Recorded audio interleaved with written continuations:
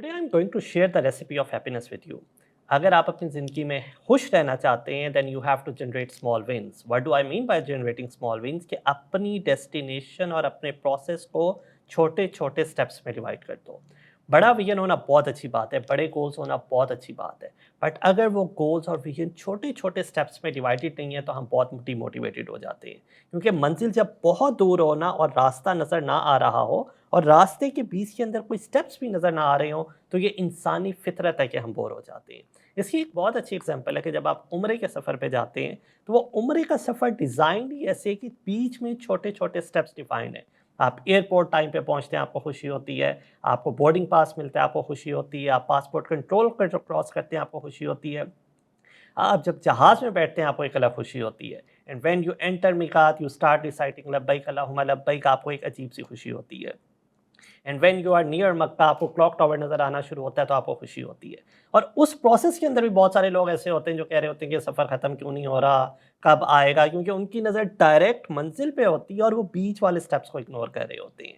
And this is the recipe of happiness कि हर छोटे छोटे स्टेप पे अल्लाह का शुक्र अदा करना है और हम खुश हो जाएंगे. So no matter where you are, आपने CS ग्रेजुएट बनना है, आपने एंटरप्रेन्योर बनना है, you have to make sure कि आप अपने स्टार्टिंग पॉइंट से गोल तक छोटे छोटे स्टेप्स क्रिएट करें और हर छोटे स्टेप पर अल्लाह ताला का शुक्र अदा करें.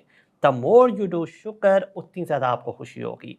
ये इंसानी फितरत है कि अगर आपने लेट से 1 से 30 तक पे जाना है, 1 से 30 तक का सफ़र बोरिंग होगा, but if you divide it into 1 to 10, 11 to 20, 21 to 30, you will enjoy it more. आपके पास मैनेजमेंट की रिसर्च ये कह रही है, लीडरशिप की रिसर्च ये कह रही है, गोल सेटिंग की रिसर्च ये कह रही है. तो अगला सवाल पैदा ये होता है कि ओके कितनी दफ़ा विंस को हमने डिवाइड करना है.